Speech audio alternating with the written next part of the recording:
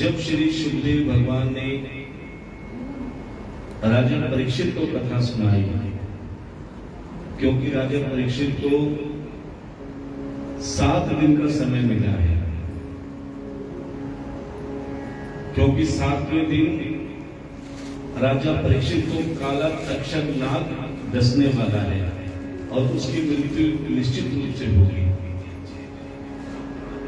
अब जिस किसी को पता लग जाए कि मेरी मृत्यु 7 दिन में हो जाएगी, वो क्या करेगा? किसी को पता लग जाए कि मेरी मृत्यु 7 दिन में हो जाएगी, वो क्या करेगा? क्या बैंक से पैसे निकलवा लाएगा, सारे काम जल्दी जल्दी कर लेगा, लेकिन क्या फायदा है? तो उसे क्या करना चाहिए जिसको 7 दिन में मृत्यु निश्चित है? प्यारे, उसे संसार से मोह माया छोड़ देनी चाहिए। और ये राजा परीक्षित और कोई नहीं, आप और हम ही हैं। हमें भी 7 दिन का ही समय मिला है, सिर्फ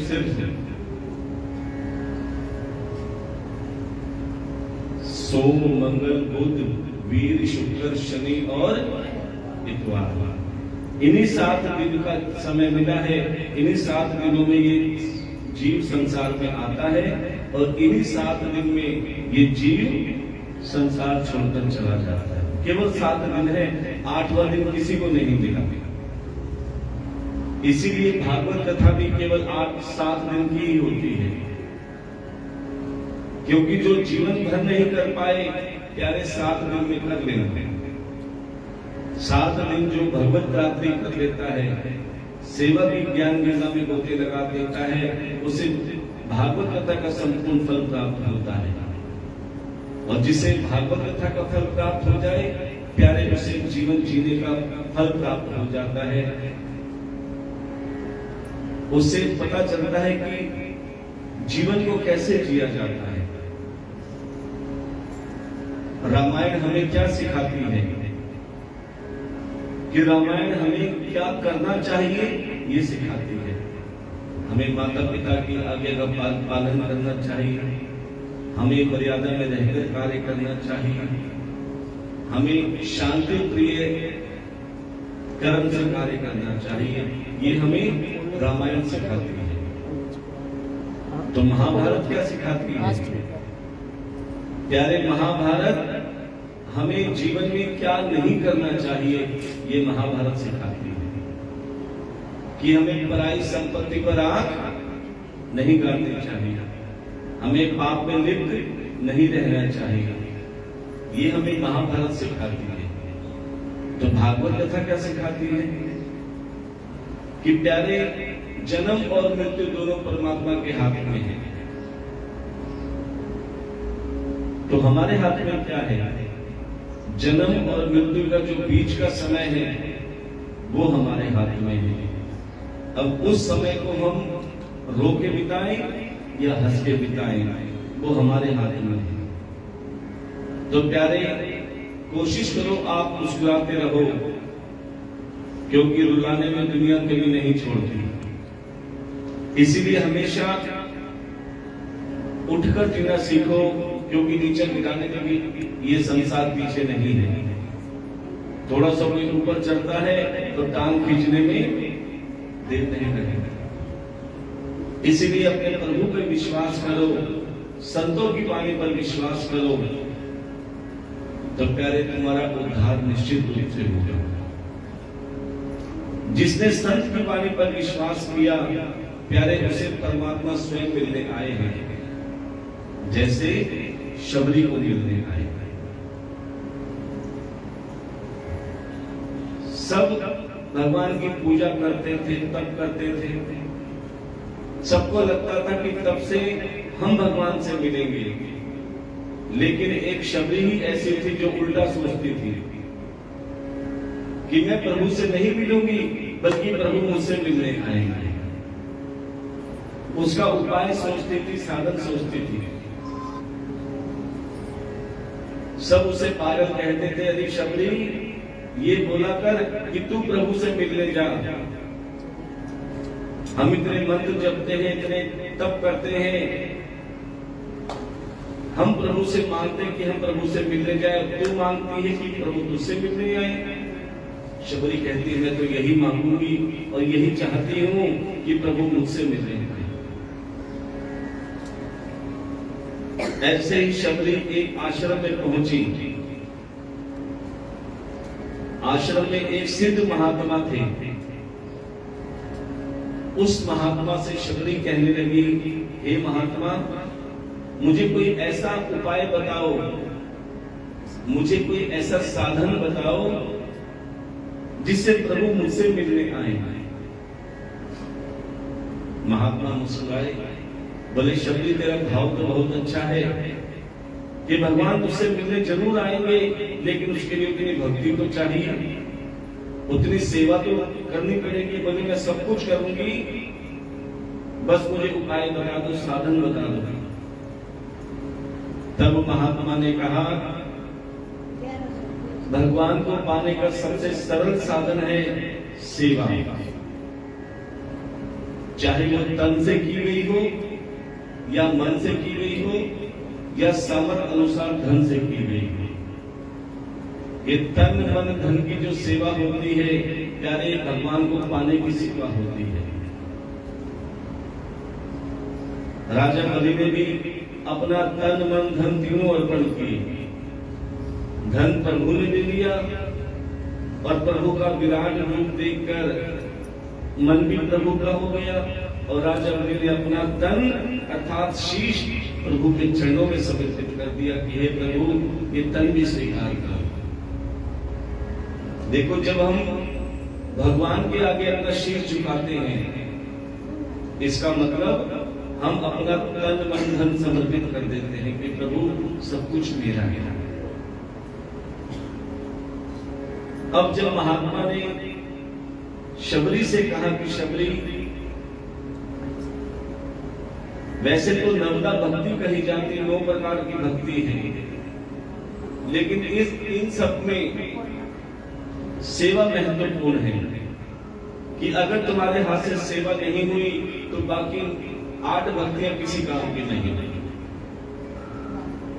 बोले तो बताओ महाराज, मैं क्या सेवा करूं?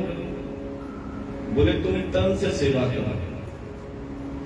तन से सेवा कैसे की जाती है प्यारे? जब आप मंदिर में जाओ, कोशिश करो सुबह सुबह अपने तन से बुहारा करो, अर्थात झाड़ू लगाया। मंदिर की सफाई में घर की भी तो करते हो ना, और जिसने तुम्हें घर दिया है प्यारे, उसके मंदिर की भी कोशिश करो, सफाई जरूर करो। जहां तुम्हें दिखे प्यारे, उसकी सफाई करो। और जब आप मंदिर में झाड़ू लगाते हो तो प्यारे, तुम्हारे मन रूपी मंदिर में भी सफाई होनी चालू हो जाती है। जब संसार में रहते हो तो विषय विकार आ जाते हैं, और जब मंदिर में रहते हो तो प्यारे नकारात्मक एनर्जी को समाप्त होती है और भगवान की भक्ति, भगवान का आशीर्वाद तुम्हें मिलना चालू हो जाता है। ऐसे ही जब तुम कथा में आओ, कोशिश करो तन से सेवा करो। जो तुम्हें लगे कि हाँ ये चीज की दिक्कत है, अगर कोई गिलास भी पड़ा है इधर उधर, उसको भी उठा के तुमने साइड में रख दिया, प्यारे वो भी सेवा है। कहीं कोई कूड़ा दिख रहा है, उसको उठा के साइड में रख दिया, प्यारे वो भी सेवा है। जो तुम्हें दिखता है तन से सेवा करोगे तो प्यारे मेरे ठाकुर बहुत प्रसन्न होता है। तो शबरी एक काम करो, इस आश्रम की सफाई की जिम्मेदारी अब तुम ले लो। शबरी बड़ी प्रसन्न हुई कि मुझे कितनी बड़ी सेवा मिली है। क्या मिली है? झाड़ू लगाना। प्यारे, अगर सेवा देखनी हो तो एक बार गुरुद्वारे में चले जाना। गए हो कभी गुरुद्वारे? प्यारे, वहां पर आप देखोगे बड़े से बड़ा करोड़पति भी जूतों की सेवा करता है। बड़े से बड़ा करोड़पति भी झाड़ू लगाता मिल जाएगा, पोछा लगाता मिल जाएगा, बर्तन मांजता मिल जाएगा, लंगर परोसते हुए मिल जाएगा। पैसों की कोई कमी नहीं है, फिर भी क्यों झाड़ू लगाते हैं, क्यों पोछा लगाते हैं, क्यों जूते चप्पल माथे पे लगाते हैं औरों के? क्योंकि उन्हें सेवा का फल पता है कि सेवा जितनी छोटी होगी उसका फल उतना ज्यादा मिलेगा। और प्यारे, हमारे यहाँ क्या सेवा होती है आपको बताएं? है तो कड़वी बात लेकिन सत्य है कि प्रसाद भी अगर खाएंगे तो प्यारे पतंग भी छोड़ के चले जाएंगे कि पंडित जी है ना उठाने के लिए। इसीलिए कहते हैं प्यारे, जो तन से सेवा करता है प्यारे, भगवान उससे बड़ा प्रसन्न रहता है। अब शबरी ने क्या किया? संत की वाणी पर विश्वास किया। देखो, गुरु को मानो या मत मानो लेकिन गुरु की मानो, संतों को मानो या मत मानो लेकिन संतों की मानो कि संत क्या कह रहे हैं उसकी बताई हुई राह पर चलो, संतों के पीछे मत भागो। आजकल लोग क्या विश्वास कम करते हैं और अंधविश्वास ज्यादा करते हैं। जरा सी घर में परेशानी है, गए बाबा जी के पास, बोले बाबा जी मेरे घर में बहुत दिक्कत हो रही है, लगता है किसी ने कुछ कर दिया। प्यारे, करने कराने वाला कोई और नहीं, आपका मन होता है। जैसा भाव होगा वैसे विचार आएंगे, जैसे विचार होगा वैसा कर्म करेगा। ये मन के भाव होते हैं कि हमें फलाने ने कुछ कर दिया, उसने दुख दे दिया। अरे दुख किसी के कहने सुनने से नहीं आता प्यारे, तुम्हारे अपने कर्म से आता है। जैसा तुमने कर्म किया वैसा फल तुम्हें ही भोगना पड़ेगा। लेकिन अंधविश्वास देखो, बाबा ने कह दिया तुम्हारे किसी अपने ने किया है, ओहो, इतना कहना घुस गया दिमाग में। हाँ, वो मेरे से जलती थी ना, उसने किया होगा, फलाने ने किया होगा, वो विष दिमाग में प्रवेश कर गया। अब क्या होता है प्यारे, घर वालों की कमाई बाबा जी को देख के आते हैं, बाबा जी कुछ कर दो, ये ठीक कर दो, वो ठीक कर दो। अरे अगर वो ठीक कर देते तो वो बाबा क्यों बनते? इसीलिए प्यारे, हम आपसे कहते हैं कि अपने कर्म पे विश्वास रखो और अपने भगवान पे विश्वास रखो। कहते हैं, भगवान कहते हैं तुम किसी का कुछ मत बिगाड़ो, मैं तुम्हारा बिगड़ने नहीं दूंगा। तुम किसी का बुरा मत सोचो, तुम्हारा मैं बुरा होने नहीं दूंगा। लेकिन संत की वाणी पे विश्वास तो करो। अब शबरी ने क्या किया? रोज रास्ते पर झाड़ू लगाने लगी आश्रम के। किस विश्वास के साथ? इस संत महात्मा ने कहा है तेरे सेवा करने से भगवान तुझसे इसी रास्ते पर मिलने आएंगे। अब तो प्यारे, उस शबरी का रोज का नियम हो गया। सुबह सुबह रोज आती, पूरे रास्ते में झाड़ू लगाती, और झाड़ू ही नहीं उस रास्ते पर फूल भी बिछाती। किस आस में कि मेरे प्रभु मुझसे मिलने आएंगे। देखो, ये भक्ति की राह इतनी आसान नहीं है। आप सोचो, इस भक्ति में फूल ही फूल बिछे हैं। प्यारे, भक्ति में सिवाय कांटों के कुछ नहीं है, दुख के सिवा कुछ नहीं है। भक्ति में 4 प्रकार के इनाम मिलते हैं। कितने प्रकार के? जिसने ये 4 इनाम सह लिए, 5वां इनाम फिर मेरा गोविंद देता है। ये 4 इनाम कौन से हैं? जब शबरी ने झाड़ू लगाने चालू करी, फूल बिछाने चालू करे, संसार से मोह हटाकर केवल सेवा में लग गई, तो लोग शबरी का मजाक उड़ाने लगे। ये सबसे पहला इनाम है। आप भी देखना, आपके साथ हुआ होगा या कभी होगा, जब तुम वैसे कभी मंदिर में ना जाओ, लेकिन सावन में तो जाते हो ना। वैसे कोई मंदिर में ना जाए, लेकिन सावन में जब जाना चालू करता है हाथ में लोटा लेकर, तो पड़ोसी क्या कहते हैं, बड़ी भक्तानी बनी फिर रही है। आज तक तो मंदिर में देखा नहीं, लगता है टोटका करने जा रही है। ये पहला इनाम है। ध्यान देना कि दुनिया मजाक उड़ाना चालू कर देगी, लेकिन दुनिया क्या कह रही है, कहां जा रही है और क्या कर रही है, इससे ध्यान हटाकर अपना मन प्रभु के चरणों में लगा दो, प्रभु की सेवा में लगा दो, तो समझ लेना तुम्हारी पहली भक्ति भगवान स्वीकार कर लेंगे। अब क्या हुआ, दुनिया उसका मजाक उड़ाती थी, लेकिन शबरी ध्यान नहीं देती थी। कहने दो जो कह रहा है, करने दो जो कर रहा है। धीरे धीरे समय बीता, शबरी जवान हुई, लेकिन उसने अपना नियम नहीं तोड़ा। अब शबरी को दूसरा इनाम मिलना चालू हो गया। क्या कहने लगे लोग शबरी को कि शबरी पागल हो गई, अपना जीवन खराब कर रही है।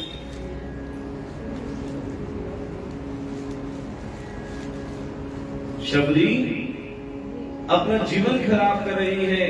एक संत की वाणी पर विश्वास करके प्यारे आश्रम में झाड़ू लगा रहे, पूरा जीवन इसने झाड़ू में ही बिता दिया, सफाई में ही बिता दिया। लोग उसका अपमान करने लगे, ये दूसरा इनाम। जगह जगह उसकी बुराई होने लगी, ये तीसरा इनाम। और प्यारे चौथा इनाम क्या था कि जो बड़े बड़े विद्वान थे, बड़े बड़े ज्ञानी बनते थे, अपने आप को बड़े बड़े मंदिरों से पूजा करते थे, हवन करते थे, उनको ये अभिमान था कि हम बहुत बड़े विद्वान हैं, भगवान हमें दर्शन देंगे। लेकिन प्यारे ध्यान रखना, भगवान किसे मिले हैं? जो सरल होता है।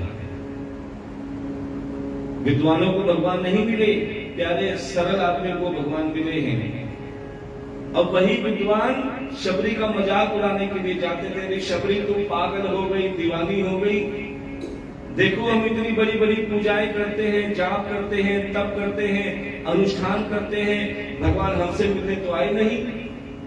तेरे इस झाड़ू लगाने से भगवान आएंगे, तेरे इस छोटे से फूल बिछाने से भगवान आएंगे। शबरी फिर भी हाथ जोड़कर कहते कि मैं अपना कर्म कर रही हूं, बाकी भगवान जाने। अपनी भक्ति की राह पर चलते रहो, सत्कर्म करते रहो, सेवा में लगे रहो, इसका फल एक दिन में ना सही, एक ना एक दिन जरूर मिलेगा। क्यों? क्योंकि संत ने कहा है, महात्मा ने कहा है। शबरी ने इसी विश्वास पर सेवा में लगी रही। अब धीरे धीरे बुढ़ापा आने लगा। शबरी को धीरे धीरे दिखना बंद होने लगा, कानों से सुनना बंद होने लगा। लेकिन शबरी ने फिर भी सेवा नहीं त्यागी, करती रही सेवा। अब तो शबरी को सब कहते थे, शबरी तू अपना जीवन खराब कर रही है, भगवान तुझसे मिलने नहीं आएंगे। तो प्यारे शबरी को भी लगा कि शायद भगवान मेरी परीक्षा ले रहा है। कहते हैं जो भगवान की भक्ति करता है, सेवा करता है ना, भगवान उसकी परीक्षा ज्यादा लेता है। प्यारे जो पढ़ेगा उसी की परीक्षा होगी, जो पढ़ेगा ही नहीं उसकी काहे की परीक्षा। अब तो शबरी आंखों में आंसू लाके प्रभु को पुकार रही है और कहती है, हे प्रभु, ये संसार मेरा नहीं, ये तेरा मजाक उड़ा रहा है। ये मेरी लाज नहीं, तेरी लाज जाएगी अगर तुम मुझसे मिलने नहीं आया। तो शबरी क्या कहती है, बड़े ध्यान से सुनना, मीठी मीठी तालियों के साथ। कब आएगा मेरा सांवरिया, कब आएगा मेरा सांवरिया, कब आएगा मेरा सांवरिया, कब आएगा मेरा सांवरिया, कब आएगा मेरा सांवरिया, कब आएगा मेरा सांवरिया, कब आएगा मेरा सांवरिया, कब आएगा मेरा सांवरिया। जाने कब आएगा मुझे अपना बनाएगा, जाने कब आएगा मुझे अपना बनाएगा। मेरे आंसू पहुंच गए मुझे गले लगाएगा, मेरे आंसू पहुंच कर मुझे गले लगाएगा। कब आएगा मेरा सांवरिया, कब आएगा मेरा सांवरिया, कब आएगा मेरा सांवरिया, कब आएगा मेरा सांवरिया। अब शबरी कहने लगी कि हे प्रभु, मेरे नैन थक गए तुम्हारी बाट देखते देखते।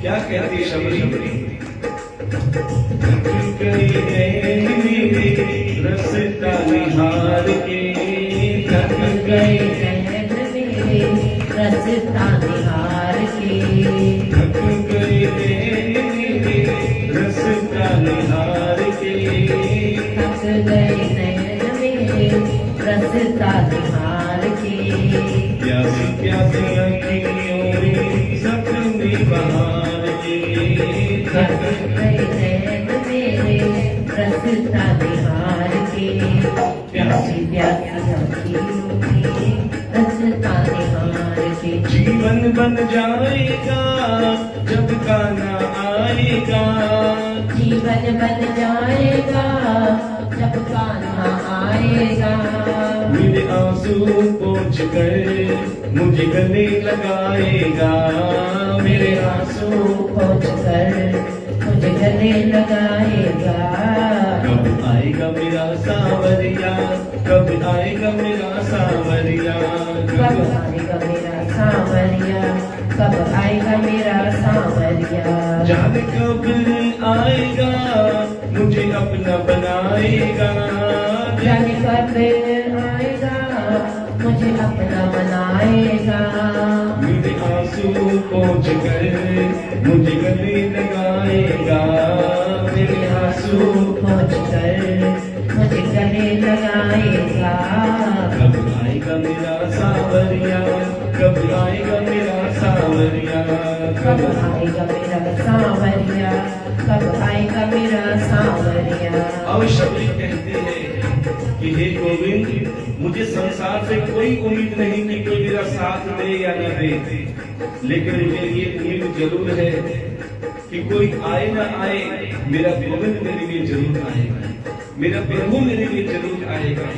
तो क्या कहते शबरी, तुझसे उम्मीद मुझे तेरा ही सहारा है, तुझसे उम्मीद मुझे तेरा ही सहारा है, तुझसे उम्मीद मुझे तेरा ही सहारा है, तुझसे उम्मीद मुझे तेरा ही सहारा है, मेरे पर गरीब हूँ मैं, कोई ना हमारा है, मेरे पर गरीब हूँ मैं, कोई ना हमारा है, कब तक महलाएगा, कब तक तड़पाएगा, कब तक तरसाएगा, कब तक तड़पाएगा, मेरे आंसू पोंछ कर मुझे गले लगाएगा, मेरे आंसू पोंछ कर मुझे गले लगाएगा, कब आएगा मेरा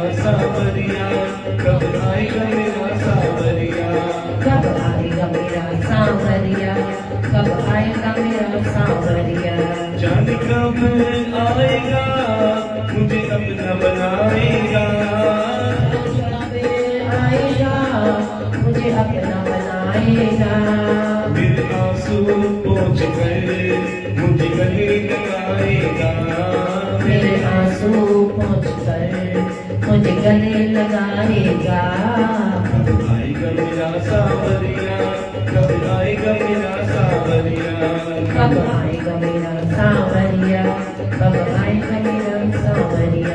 और प्यारे शबरी प्रभु से कहने लगी कि हे प्रभु, इतने कठोर भी मत बनो कि मैं किसी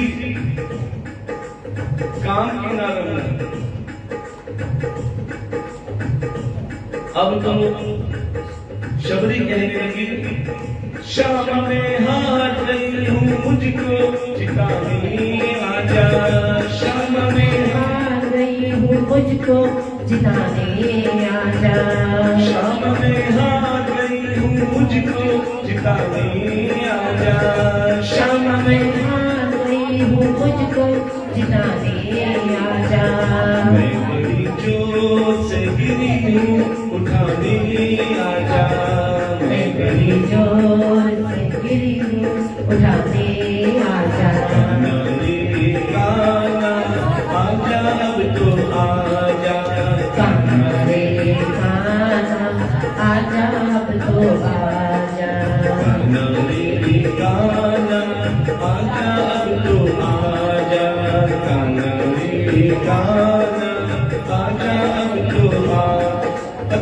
की प्यास बुझा जा, अखियों की प्यास बुझा जा, कभी मिलने मिलाने आ जा, कभी मिलने मिलाने आ जा, कभी अपना बनाने आ जा, मुझे गले लगाने आ जा। कान्हा रे कान्हा आजा अब तो आजा, कान्हा रे कान्हा आजा अब तो आजा। और प्यारे शबरी कहने लगी कि प्रभु इतने भी कठोर मत बनो कि दुनिया मुझ पे ताने मारे। क्या कहने लगी शबरी? बनो न कठोर थोड़ी दया से भी काम लो, बनो न कठोर थोड़ी दया से भी काम लो, आकर कन्हैया मेरे दामन को थाम लो, आकर कन्हैया मेरे दामन को थाम लो। ये भक्त गुण गाएगा सेवक बन जाएगा, ये भक्त गुण गाएगा सेवक बन जाएगा, मेरे आंसू पोंछ कर मुझे गले लगाएगा, मेरे आंसू पोंछ कर मुझे गले लगाएगा। आएगा मेरा सावरिया, कब आएगा मेरा सावरिया, कब आएगा मेरा सावरिया, कब आएगा मेरा सावरिया, आएगा मेरा सावरिया, कब आएगा मेरा सावरिया, कब आएगा मेरा सावरिया, कब आएगा मेरा सावरिया। प्रेम से बोलना पड़ेगा, राधे राधे, जोर से बोलना पड़ेगा। राधे राधे। प्यारे शबरी का विश्वास जीत गया। मेरे ध्यान से सुनो, शबरी जब प्रभु को पुकार रही थी और उसकी पुकार सीता प्रभु श्री राम जी के कानों में पड़ी। ध्यान देना, जो आप प्रभु का नाम लेते हो ना, जब हम आपसे कहते हैं प्रेम से बोलना पड़ेगा तो आप कहते हैं जय जय श्री राधे। जो ये आपके मुंह से निकलता है ना प्यारे, ये हवा के द्वारा सीधा वृंदावन में जाती है हवा। किसी न किसी रूप में प्यारे आपकी हर आवाज, हर भाव मेरे ठाकुर तक पहुंचता है। अब जब शबरी ने पुकारा तो प्यारे वो सीधी पुकार श्री राम जी के कानों में पड़ी। त्रेता युग में जब श्री रामचंद्र जी वनवास गए और वन में जब रावण ने सीता का हरण किया, उस समय राम जी सीता को वन वन ढूंढ रहे थे, नंगे पैर। जब सीता जी को ढूंढ रहे थे तो अचानक क्या हुआ, ऐसा हवा का झोंका आया कि हवा के झोंके में प्रभु आ जाओ, प्रभु आ जाओ, ये प्रभु आ जाओ, ये पुकार सुनाई देने लगी। अब प्रभु श्री राम जी को लगा कि ये मुझे कौन पुकार रहा है। जैसे श्री राम जी ने देखा, अरे ये तो एक भक्त जिसने अपना पूरा जीवन गुजार दिया मुझे पाने के लिए, मुझे बुलाने के लिए। कहते तुम्हारी पुकार में शक्ति तो हो, जो सर्वशक्तिमान तुम्हारे पास स्वयं आकर बोले कि बता तेरी रजा क्या है, ऐसी पुकार की शक्ति तो हो। अगर आपकी पुकार में शक्ति होगी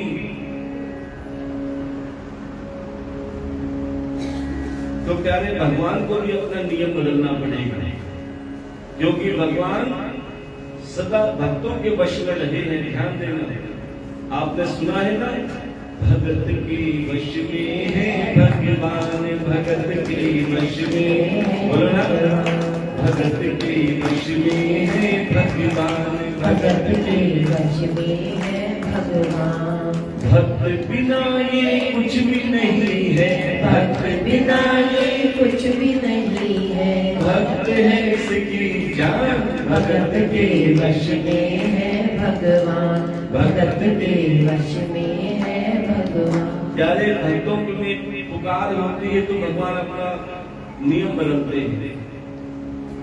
जैसे शबरी की पुकार श्री राम जी के कानों में पड़ी, कहा तो वो सीता जी को ढूंढ रहे थे, लेकिन जैसे पुकार पड़ी सीता जी को कुछ क्षण के लिए भूले और शबरी को ढूंढने के लिए निकल पड़े। नंगे पैर शबरी को ढूंढ रहे हैं, मेरी शबरी कहाँ है, मेरे शबरी का पता बता दो। कभी किसी से पूछे, कभी किसी से पूछे। जैसे ही कुछ ब्राह्मणों के यहाँ गए, बड़े ध्यान से सुनना, जो शबरी का मजाक उड़ाते थे, जो शबरी का मजाक उड़ाते थे कि शबरी तेरी झाड़ू लगाने से क्या तुझसे प्रभु मिलने आएंगे।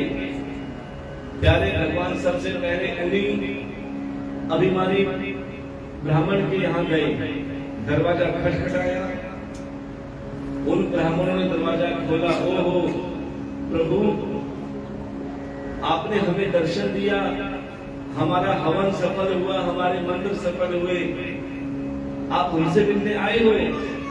श्री राम जी ने कहा, मैं तुमसे मिलने नहीं आया, मैं तुम्हारे लिए नहीं आया, मुझे तो मेरी शबरी का पता था। इतना सुनते ही प्यारे जो बड़े बड़े विद्वान ब्राह्मण थे, उनका अभिमान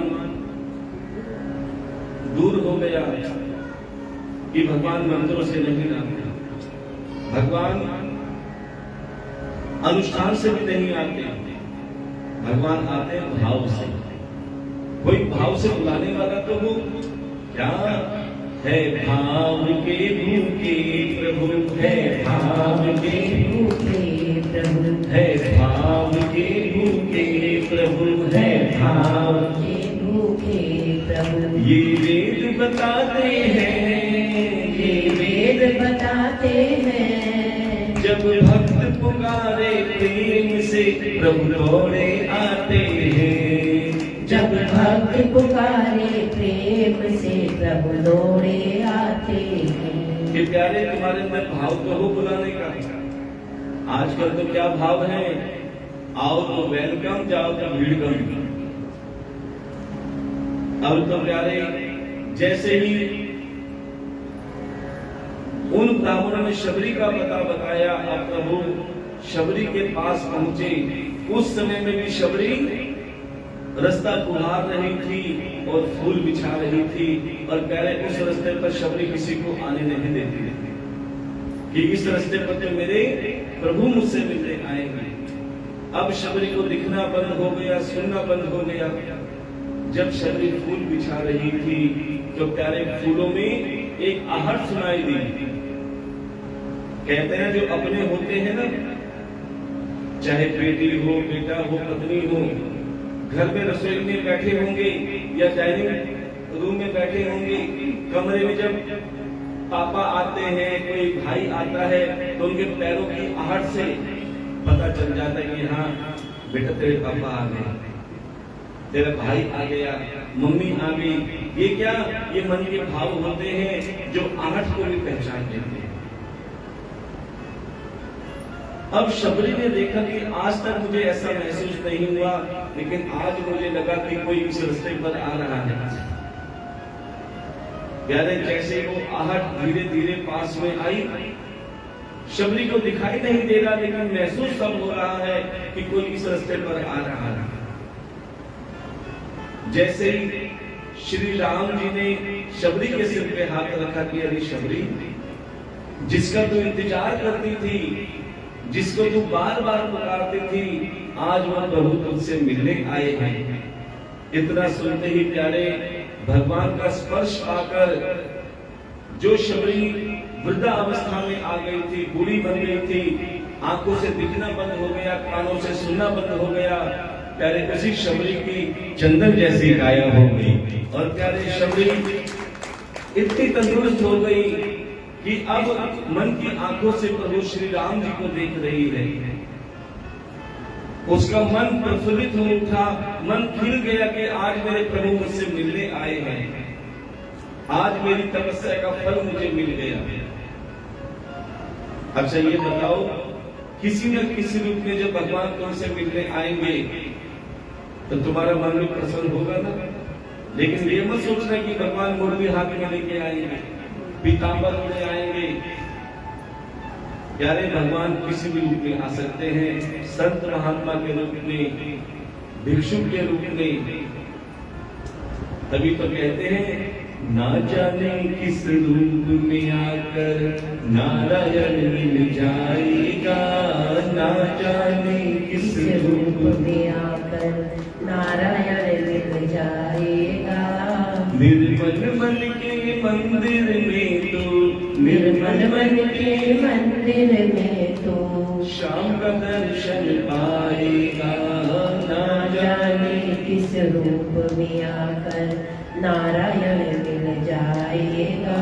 अब तो प्यारे स्वयं नारायण भगवान आए प्रभु श्री राम जी के रूप में।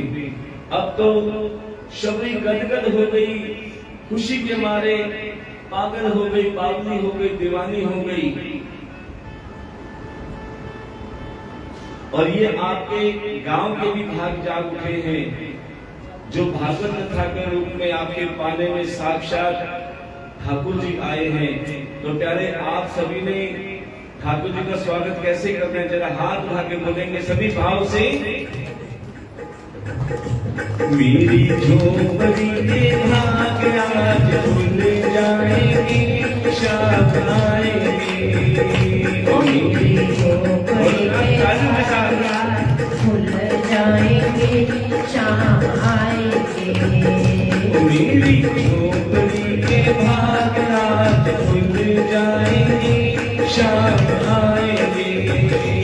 मेरी झोपड़ी के भाग आज खुल जाएंगे, शाम आएंगे। शाम आएंगे, आएंगे राम आएंगे, शाम आएंगे आएंगे शाम आएंगे।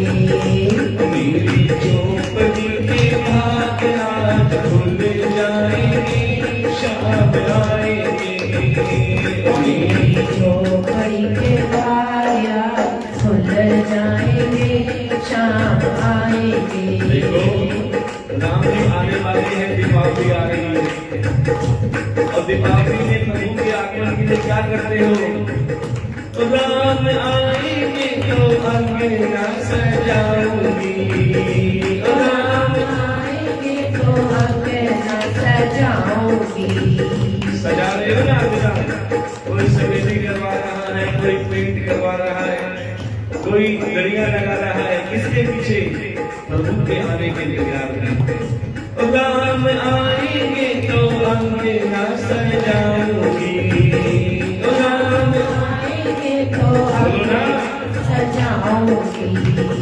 दीप जला के दीवानी मैं बनाऊंगी, दीप जला के दिवाली में बनाऊंगी। मेरे जन्मों के सारे पाप कट जाएंगे, राम आएंगे। मेरे जन्मों के सारे पाप कट जाएंगे, राम आएंगे। मेरी झोपड़ी के भाग आज खुल जाएंगे, राम आएंगे। मेरी झोपड़ी के भाग आज खुल जाएंगे, राम आएंगे।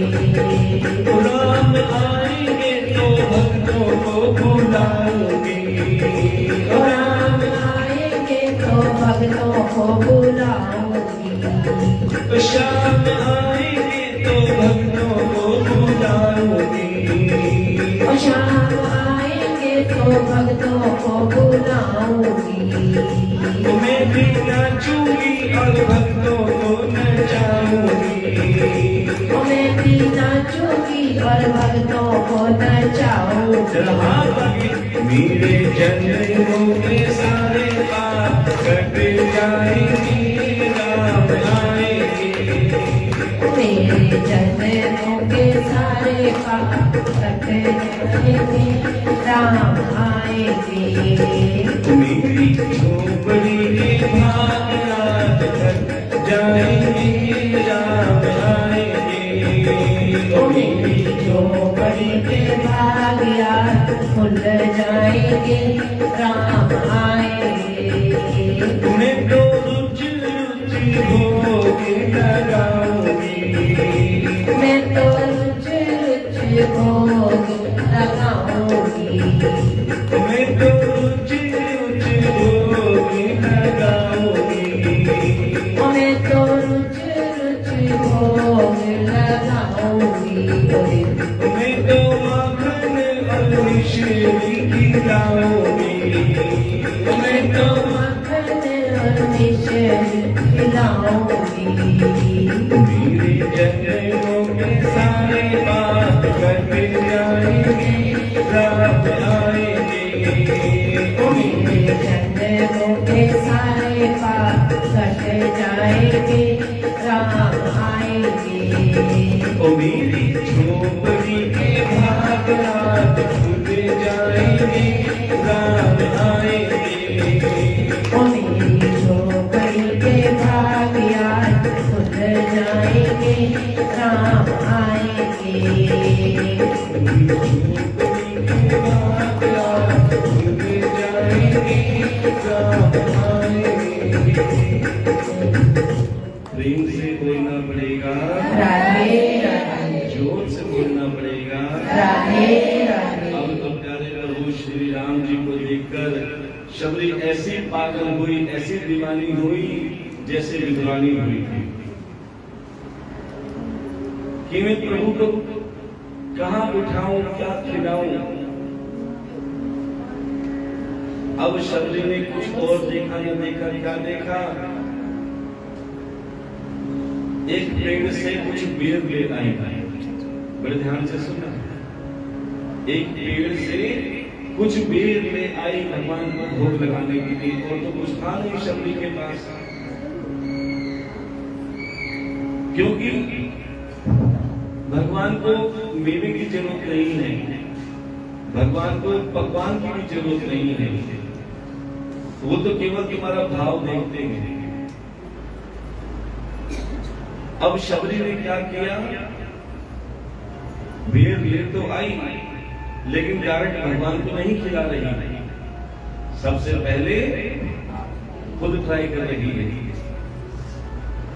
अब लक्ष्मण जी देख रहे हैं कि ये कैसी भक्त है, लोग तो भगवान को लगाने के लिए तरसते हैं, वो ये खुद खा रही है। प्यारे जैसे खुद खाया, फिर लिया बेर, खुद खाया, ये भी अच्छा नहीं है, ये भी फेंक है। फिर ये मीठा है, जो मीठा है वो प्रभु श्री राम जी को खिला रही है झूठा। और प्रभु श्री राम जी भी बड़े भाव से वो बेर खा रहे हैं। जब बार बार शबरी यही कार्य कर रही तो लक्ष्मण जी को क्रोध आ गया, अरे शबरी तू पागल हो गई, तू दीवानी हो गई, तू मेरे प्रभु श्री राम जी को झूठे बेर खिला रही है। इतना सुनते ही प्यारे राम जी लखन जी से कहने लगे, रे भैया इस शबरी को मत रोको, ये शबरी झूठे बेर नहीं खिला रही, ये शबरी सच्चा प्रेम खिला रही है। ये सच्चा प्रेम क्या है, ध्यान देना। ये झूठे बेर का अर्थ क्या है कि जो शबरी को खुद अच्छा नहीं लग रहा, पहले चेक कर रही है कि मेरे लायक है कि नहीं, कि जो मेरे लायक नहीं है, मुझे कड़वा लग रहा है, मैं प्रभु को भी नहीं दूंगी। ये शबरी का भाव है कि जो मेरे किसी काम का नहीं वो मेरे राम का नहीं। और प्यारे जो उसे अच्छा लग रहा है, प्यारे वो अपने प्रभु को समर्पित कर रही है। ये भाव सबका होना चाहिए। प्यारे जिसके अंदर शबरी का भाव होता है ना, समझ लेना प्रभु उससे दूर नहीं रहते। लेकिन आजकल 80% का भाव क्या है कि जो हमारे किसी काम का नहीं वो दान में दे दो, जो हमारे किसी का काम का नहीं वो कन्यादान में दे दो, जो हमारे किसी काम का नहीं वो दक्षिणा में दे दो। फिर सोचो कि हमारे काम क्यों रुक जाते हैं, क्योंकि जैसे भाव होंगे वैसे काम होगा। तुम परमात्मा से मांगते तो अच्छे से अच्छा हो कि हे प्रभु मुझे ये भी दे दे, वो भी दे दे, ऐसा दे दे, वैसा दे थे। और जब सेवा की बारी आती है तो प्यारे ये सोचते हो कि कौन सी चीज हमारे काम की नहीं है, चलो वो दे देते हैं, कौन देखता है। प्यारे जब हम बात करते हैं, इधर देखते हैं कोई देख तो नहीं रहा, इधर देखते हैं कोई देख तो नहीं रहा, आगे पीछे भी देख लेते हैं, लेकिन ऊपर देखना भूल जाते हैं। प्यारे आपका कैमरा ऑफलाइन हो सकता है, लेकिन भगवान का कैमरा हमेशा ऑनलाइन रहता है। क्या तुम सत्कर्म कर रहे हो, क्या पाप कर रहे हो, किससे छुपकर कार्य कर रहे हो। जो चीज हमारे काम की नहीं होती, चुपचाप मंदिर में पंडित जी को या कथा में चढ़ा देते, कहते कौन देख रहा है, दुनिया कर रही है। लेकिन प्यारे जो खाएगा उसी का पेट भरेगा, जो दवाई खाएगा उसी को आराम आएगा, जो सेवा करेगा उसको उसका वैसे ही फल मिलेगा। इसीलिए प्यारे एक बार शबरी बनकर सेवा करके देख लेना कि जो तुम्हें अच्छी लगे, तुम्हारे परिवार को अच्छी लगे, तुम्हारे बच्चों को अच्छी लगे, प्यारे वो सेवा में देकर देख लेना और फिर चमत्कार देख लेना। इसीलिए जैसा भाव से तुम मांगोगे प्यारे, वैसे भाव से तुम्हें भगवान देगा। और वैसे तो हम कहते हैं मंदिर में जाओ, कथा में आओ या गुरु के पास जाओ, कभी मांगना ही मत। देखो सुदामा जी द्वारकाधीश के पास गए थे, क्या मांगने के लिए गए थे? फिर भी उनको 2 लोग का मालिक बना दिया। क्यों? बिन मांगे मोती मिले, मांगे मिले ना। कथा में आओ, कभी मांगना मत, झोली खोल के बैठना। बड़े ध्यान से सुनना, अभी बताते हैं, अभी बताते हैं आपको भी कि मांगने और ना मांगने से क्या मिलता है। ये हमारे साथ चमत्कार हुआ है, इसलिए हम कहते हैं मांगने से। हाँ जी, हाँ, ये मांगो कि भगवान हमारे यहाँ बार बार आएंगे। हाँ, ये मांगो कि चौपाल में ठाकुर जी हमारे घर परिवार में भी आए, हमारे पाने में भी आते रहे और प्यारे हमें कथा का अमृत पिलाते रहे। ये मांगो, ये मत मांगना कि मुझे धन दे दो, दौलत दे दो, जमीन दे दो, जायदाद दे दो, फिर तो तुम इसी में लगे रहोगे। तो हम मांगने की बात से बता रहे हैं, बड़े ध्यान से सुनना कि हो सकता है जितना तुम मांगो भगवान से, जितना तुम मांगो मेरे ठाकुर ने उससे ज्यादा देने की सोच रखी हो तो घाटे में रहोगे ना। ये हमारे साथ हो चुका है, ध्यान देना। अब ये देवउठनी एकादशी के बाद में शादी के साए खुल जाएंगे। एक बार क्या हुआ, गुड़गांव के अंदर हमें फेरे कराने का निमंत्रण आया। फेरे कराने का निमंत्रण आया, बोले महाराज जी गुड़गांव में हमने बेटी की शादी की तारीख निकाली है, आपने फेरे कराने हैं। ब्राह्मण है वो सारे काम करते हैं, मैं ठीक है।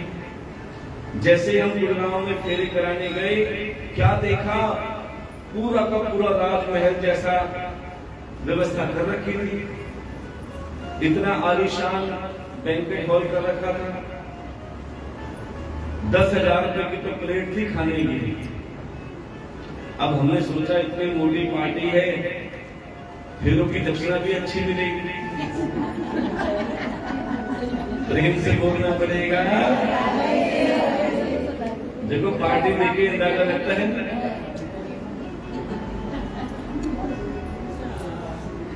अब प्यारे बैंड बाजे वाले आए, वहां पे ऐसे नोट लुटा रहे हैं 100 के,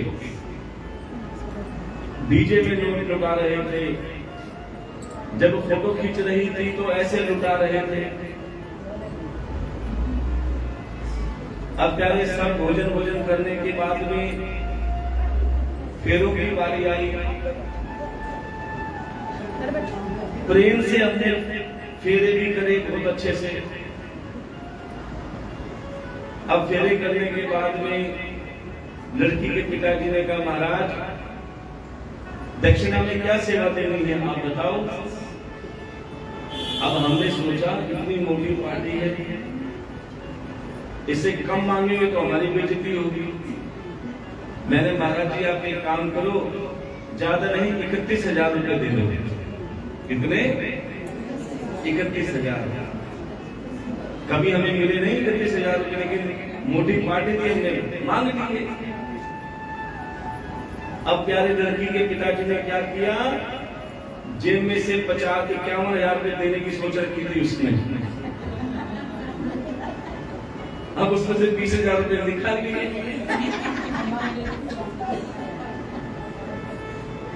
समझ में आई मेरी बात? अगर नहीं मांगते तो 51 आ जाते हैं। अब मांग लिए तो घाटे में पड़ गए। इसलिए भगवान के साथ भी ऐसा होता है, प्रभु हमारी तो आदत है मांगने की, कहते हैं बिन मांगे मोती मिले, जो हमारे लिए अच्छा हो वही दे देना। तो प्यारे जितना सोचोगे नहीं उससे ज्यादा तुम्हारी झोलियां भर जाएंगी। इसलिए कभी मत मांगना, वरना मेरे जैसे घाटे में पड़ जाओगे। और एक बात और बताते हैं, क्योंकि उदाहरण देके समझाएंगे तो आपको अच्छी तरह समझ में आएगा। एक पिताजी अपने छोटे से बच्चे को दुकान पर सामान लेने के लिए लेकर गए। चल बेटा पहले भी नहीं चलता हूं। और वो बच्चा इतना सुंदर था, इतना सुंदर था, उसे देखते ही ना सब मोहित हो जाते थे, कितना सुंदर बच्चा है। देखो जब गोरा चिट्टा बच्चा हो, आंखें भूरी भूरी हो, सबका मन करता है आजा बेटा मेरी गोदी में, आजा बेटा, उसको खिलाने का मन करता है। अब पिताजी सामान ले रहे हैं और दुकानदार का ध्यान बच्चे पे, इतना सुंदर बच्चा है, बिल्कुल शांत। कई बच्चे तो क्या होते हैं, उद्यमी होते हैं, जब तक कोई चीज उल्टी ना करो उनके मन को शांति नहीं मिलती। लेकिन वो बच्चा बिल्कुल शांत भाव से खड़ा हुआ। दुकानदार ने कहा, बेटा कुछ खाएगा? बोले नहीं। कहते हैं जो मना करते हैं उसको ज्यादा देने का मन करता है। कितना देखो मैनर्स है इसमें। ले बेटा, सारे मर्तबान खोल दिए, ले बेटा तेरी जो इच्छा हो ले ले। बोले नहीं। अच्छा तू अपने आप नहीं लेगा ना? ये ले, मर्तबान आगे रख दिया, ले अपने आप ले ले। अब बच्चे ने हाथ बांध लिए, बोले मैं नहीं दूंगा। अरे बेटा चल चॉकलेट दे, हाथ बांध लिए, बोले नहीं दूंगा। ऐसे करके सारे मर्तबान उसके आगे रखे, लेकिन बच्चे ने हाथ नहीं डाला उसमें। अब दुकानदार ने क्या सोचा, अरे कितना मेहनत है इसमें, अब एक काम करता हूं मैं देता हूं इसे। अब चॉकलेट का मर्तबान था, दुकानदार ने अंदर हाथ डाला डब्बे के अंदर, मुट्ठी भर के उस बच्चे को देने लगे। बच्चे ने क्या किया, अपनी वो कमीज खोली और पूरी की पूरी झोली कर ली, पूरी की पूरी झोली कर ली। बोले अंकल जी इसमें डाल दो। अब तो दुकानदार हैरान कि मैं इतनी देर से कह रहा था बेटे तो खुद ले ले, खुद ले ले, तब तो भी नहीं, और जब मैं दे रहा हूं तो तूने झोली कर दी। अब दुकानदार ने बेटे से पूछा, बेटा तूने ऐसा क्यों किया? जब मैं तुझे कह रहा था कि तू अपने आप ले ले, तब तो तूने नहीं दिया। बच्चे ने बहुत सुंदर जवाब दिया, बड़े ध्यान से सुनना। बच्चे ने कहा, अंकल जी आप मुझे कह रहे थे कि मैं अपने आप ले लूं। अगर मैं अपने आप ले लेता तो मेरे हाथ देख छोटे छोटे, मैं अपने आप डब्बे में हाथ डालता क्या 2-4 टोपी आती, इसलिए मैं मना कर रहा था। और मुझे ये पता था कि जब तुम दोगे तो तुम्हारा हाथ बहुत बड़ा है, प्यारे भर भर के मिलेगा। बोले इसीलिए मैंने खुद नहीं लिया, और प्यारे जब तुमने अपने हाथों से दिया तो मेरी हफ्ते भर की टॉफियां आएंगी। तो सजनों यही भाव है कि प्यारे जब तुम मांगोगे तो प्यारे तुम्हें जो मांगोगे वही मिलेगा, लेकिन जब भगवान देने पे आएगा तो प्यारे छप्पर फाड़ के मिलेगा, तुम अंदाजा भी नहीं लगा सकते।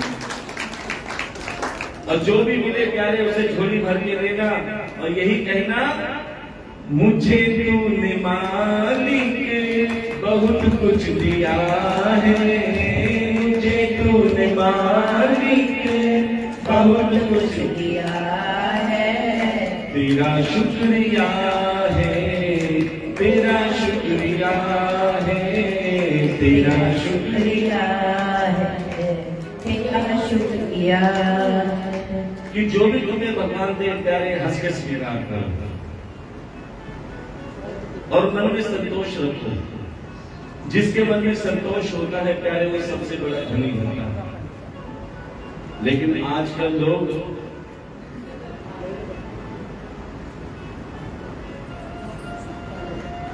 मूर्ति पूजा पे ज्यादा विश्वास करते हैं। बड़े ध्यान से सुनो,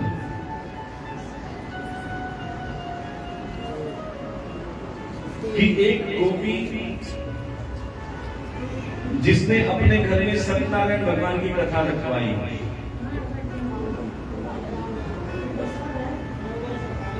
एक गोपी जिसने अपने घर में सत्यनारायण भगवान की कथा रखवाई।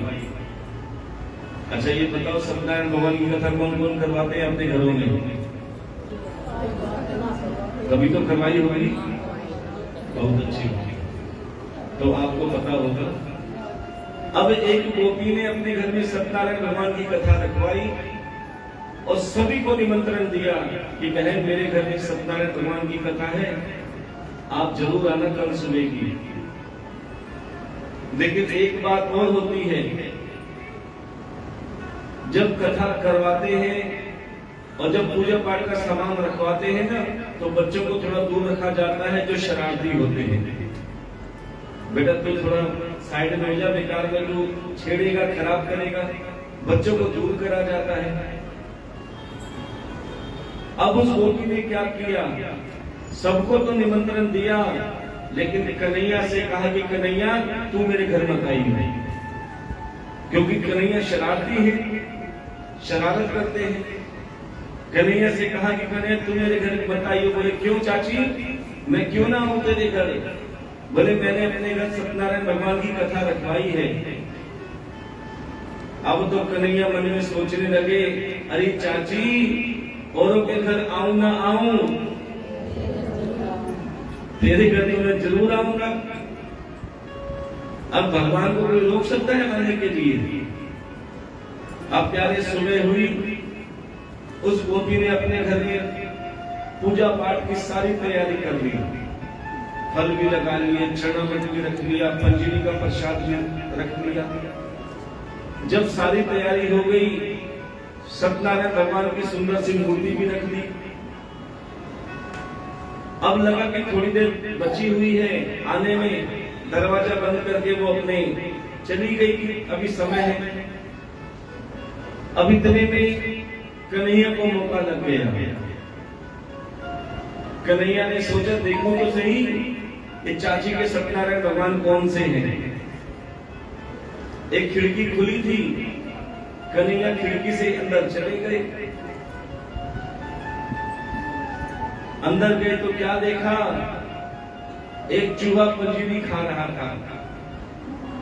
एक चूहा पंजीरी का प्रसाद खा रहा था। कन्हैया ने सोचा ये सत्यनारायण भगवान होंगे। अब चूहे की पूंछ पकड़ी और चाची के पास लाके बोले, अरे चाची देख तेरे सत्यनारायण भगवान। बोले अरे पागल, ये सत्यनारायण भगवान थोड़ा है, सत्यनारायण भगवान तो भी अंदर है। अब कन्हैया ने सोचा जब ये सत्यनारायण भगवान नहीं है तो कौन से सत्यनारायण भगवान है। दूसरी खिड़की से अंदर गए तो क्या देखा, प्रसाद के बीच में सुंदर सी सत्यनारायण भगवान की मूर्ति थी। कन्हैया ने क्या किया, सत्यनारायण भगवान की मूर्ति को उठाया, साइड में रख दिया और मूर्ति की जगह खुद बैठ गए। मूर्ति की जगह खुद बैठ गए। अब गोपी आई, दरवाजा खोला, और भी सब संगत आ गई, पड़ोसने आ गई, सभी गोपियां आ गई। अब जैसे ही चाची ने देखा सब कुछ दिख रहा है लेकिन सत्यनारायण भगवान की मूर्ति, बोले अरे मेरे सत्यनारायण भगवान कहाँ गए, कहाँ गए, कहाँ गए। क्या देखा सत्यनारायण भगवान की जगह कन्हैया बैठे हैं। अब कन्हैया कहने लगे अरे चाची क्यों रोती है, देख मैं ही तो सत्यनारायण भगवान हूँ, मैं ही तो सत्यनारायण भगवान हूँ। प्यारे वो आई, कन्हैया के कान पकड़े और प्यारे कहने तू सत्यनारायण भगवान है, चल बाहर यहाँ से। और प्यारे यही गलती आप सब भी करते हो, बड़े ध्यान से सुनना। आपको याद होगा कभी आपने कीर्तन कराया हो अपने घर में, कोई हवन कराया हो या कभी सत्यनारायण भगवान की कथा कराई होगी तो प्रसाद भी बनवाया होगा, चरणामृत का, पंजीरी का, फल का। अब याद करना उस समय आपके जो घर में बच्चे हैं या पोते पोती हैं, कभी तो आपसे कहा होगा मम्मी मम्मी एक केला दे दूं, थोड़ा सा ये पंजीरी का प्रसाद दे दूं, एक आम ले लूं। तुम क्या कहते हो, पहले आरती होगी, हवन होगा, उसके बाद भोग लगेगा तब तुम्हें मिलेगा। प्यारे सबसे बड़ी गलती करते हो ये कहकर, जब भोग लगाने की बारी आए ना उससे पहले इंतजार कर लेना थोड़ा सा, क्या पता सत्यनारायण भगवान तुम्हारे बच्चों के अंदर बैठ के कुछ मांग लेंगे। जब बच्चे कुछ मांगते हैं ना कभी उसे मना मत किया करो, क्योंकि मूर्ति को भोग लगाने से पहले हो सकता है मेरा ठाकुर उनके मन में बैठ गया, उसे वो चुपचाप केला दे ले बेटा प्रसाद ले। क्या पता उस समय कोई तुम्हारे घर में कन्या हो, वो कुछ मांग बैठे तो प्यारे पूजा छोड़कर पहले उसको दे देना। क्या पता कोई देवी उसके हृदय में बैठकर प्रसाद मांग रही हो भोग का। उस समय तो तुम्हारे घर में कोई भिक्षुक आ जाए, कोई ब्राह्मण आ जाए, कोई महात्मा आ जाए, प्यारे वो भोग उसे दे आना। क्या पता मेरा ठाकुर उस रूप में तुम्हारे पास आया है।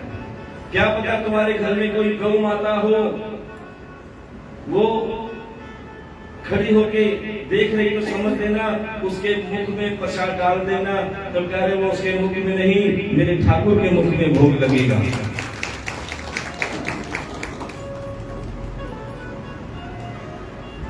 इसीलिए प्यारे हमेशा हर रूप में परमात्मा का ध्यान करो, और कहते हैं जिसका मन परमात्मा में लगा रहता है, जिसका जीवन परमात्मा की सेवा में लगा रहता है, प्यारे उस घर में मेरा ठाकुर किसी न किसी रूप में जरूर आता है। कल हमने आपको बताया कि अगर आपका भाव अच्छा है तो भगवान आपके घर में जरूर आएंगे, जैसे उस गरीब गोपी के घर में आए जिसके घर में खाने का एक दाना भी नहीं था, और जब वो आंसुओं से बिलोने को हिला रही थी तब भगवान उसके घर में आए। बोले अरे गोपी तू मुझे याद कर रही थी ना कि मैं तेरे घर में भोग लगाने आऊं, तो देख मैं तेरे घर पे आ गया, मुझे माखन का भोग खिला दे, क्योंकि मुझे माखन बहुत अच्छा लगता है, मुझे माखन बहुत प्रिय लगता है। तब गरीब गोपी ने कहा कि अरे कन्हैया मुझसे बहुत भारी गलती हो गई, अरे मेरे घर के माखन तो क्या एक खाने का अन्न का दाना भी नहीं, तो मैं तुझे बुला बैठी। तब कन्हैया ने कहा अरे मैया ऐसे झूठ नहीं बोलते, देख तेरे बिलोने में माखन ही माखन है। जबकि उस गोपी को पता था कि मेरे बिलोने में कुछ नहीं है। बोले हाथ तो डाल। जैसे ही उस गरीब गोपी ने मटकी में हाथ डाला तो प्यारे उस मटकी में से माखन की मोटी मोटी डलियां निकल गई। बड़ी खुश हुई कि आज मैंने अपने गोविंद को बुलाया तो मेरे गोविंद ने व्यवस्था अपने आप बना दी। भगवान कहते हैं तो बुलाने का मन तो बना। कौन कहते हैं भगवान आते नहीं, कौन कहते हैं भगवान आते नहीं, कौन कहते हैं भगवान आते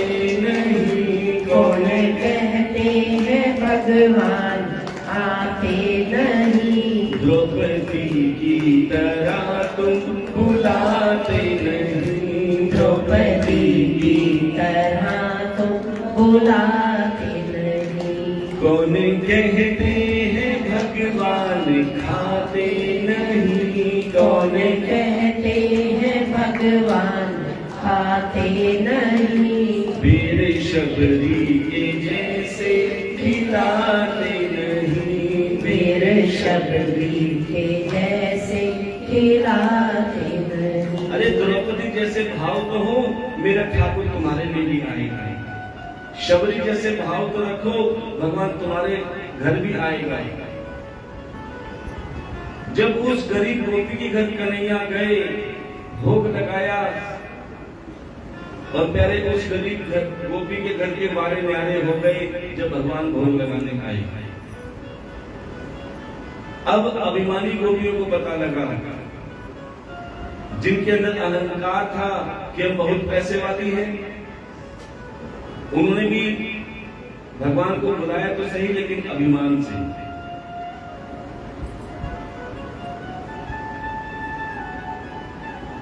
कि उस गरीब के घर तो कुछ भी नहीं था, हमारे घर तो माखन की ये बड़ी बड़ी मटके रखे हुए हैं, हमारे घर तो कन्हैया आएंगे और खूब पेट भर के माखन खाएंगे, उसके घर में तो कुछ भी नहीं था। ये वो गोपियां नहीं, गोपियों का अभिमान बोल रहा था। भगवान कहते हैं वो अभिमान से बुला बुला तो सही। अब कन्हैया उन सेठानी गोपियों के घर पे गए, क्या देखा, गोपियों के घर में ये बड़े बड़े माखन के मटके रखे थे। अब कन्हैया ने माखन खाया नहीं, डंडा लिया और सारे दूध के, दही के, माखन के मटकियां फोड़ डाली और भाग गए। जैसे गोपियां आई तो क्या देखा, अरे देखो देखो, कन्हैया ने हमारा नुकसान कर दिया,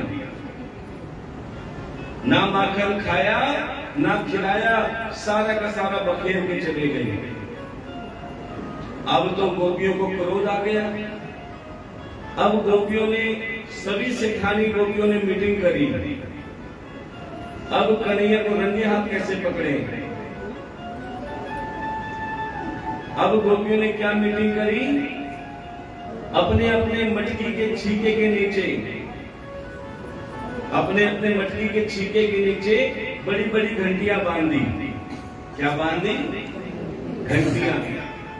कि कन्हैया आएंगे, मटकी में हाथ डालेंगे, और मटकी में हाथ डालेंगे तो घंटी बजनी चालू होगी, और जब घंटी बजेगी तो हम कन्हैया को रंगे हाथ पकड़ लेंगे। अब सभी गोपियों ने अपने अपने मटकी के छीके के नीचे घंटियां बांध दी और फिर कन्हैया को बुलाया। अब प्यारे कन्हैया पूरी बाल गोपाल टीम के साथ आए। देखो कन्हैया कभी अकेले नहीं खाते, जब भी खाते हैं मिल बांट के खाते हैं। जैसे ही पूरी की पूरी टीम, मन सुखा, तन सुखा, धन सुखा, श्री धामा, सब के सब पूरे के पूरे टीम उसके साथ आई कन्हैया के साथ। जैसे ही कन्हैया ने देखा, ओहो हो, रुक जाओ रुक जाओ रुक जाओ। बोले क्या हुआ कन्हैया? बोले गोपियों ने मुझे पकड़ने के लिए पूरी फील्डिंग तैयार कर रखी है, मुझे पकड़ने के लिए पूरी तैयारी कर रखी है, माखन की मटकी के नीचे घंटी बांध रखी है। बोले जरा रुको, मैं घंटी से बात करके आता हूं, मैं घंटी से बात करके आता हूं।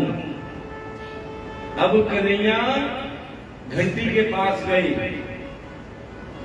घंटी हाथ जोड़कर खड़ी हो गई। कन्हैया कहने लगे, हैरी घंटी मेरी बात ध्यान से सुन, जब मैं मटकी में हाथ डालूं तो मत बजिए। घंटी ने कहा, प्रभु नहीं बजूंगी। देख जब मैं मटकी में हाथ डाल के ग्वालों को माखन खिलाऊं तब भी मत बजिए। घंटी ने कहा, प्रभु नहीं बजूंगी। बोले देख मटकी में हाथ डाल के जब मैं बंदरों को माखन खिलाऊं तब भी मत बजिए। घंटी ने कहा, प्रभु कह दिया ना नहीं बजूंगी नहीं बजूंगी नहीं बजूंगी। देखो कन्हैया बंदरों को माखन क्यों खिलाते हैं? क्योंकि उन्हीं बंदरों ने त्रेता युग में श्री राम जी की खूब सहायता करी थी जब लंका में सेतु बनाया था। भूखे प्यासे रहकर घास फूस खा के गुजारा किया था। तब श्री राम जी ने उन वानरों से कहा था कि वानरों चिंता मत करो, मैं द्वापर में कृष्ण बन के आऊंगा। आज तुम भूखे प्यासे रहकर काम कर रहे हो, घास फूस खाते काम कर रहे हो, द्वापर में मैं कृष्ण बन के तुम्हें अपने हाथों से प्यारे माखन जरूर खिलाऊंगा। कहते सब्र का फल मीठा होता है। आज दुख है तो क्या हुआ, कल सुख भी आएगा। इसलिए दुख में घबराना मत, क्योंकि जो दुख में घबरा जाता है, पहाड़ तिनके जैसा दुख भी पहाड़ जैसा लगता है, और जो दुख में भी प्रसन्न रहता है, प्यारे पहाड़ जैसा दुख भी तिनके के बराबर लगता है। कब आया और कब गया। अब प्यारे जब सारी बात घंटी ने मान ली, अब कन्हैया ने ग्वाल बाल से कहा कि आ जाओ, रास्ता साफ है। अब तो प्यारे एक के ऊपर एक चढ़ के कन्हैया मटकी तक पहुंच गए। जैसे ही मटकी में हाथ डाला, घंटी नहीं बजी। फिर मटकी में हाथ डाला, ग्वालों को माखन खिलाया, घंटी नहीं बजी। फिर मटकी में हाथ डालकर वानरों को माखन खिलाया, फिर भी घंटी नहीं बजी। और प्यारे जैसे ही मटकी में हाथ डालकर अपने मुख में भोग लगाने लगे, उसी समय घंटी बजनी चालू हो गई।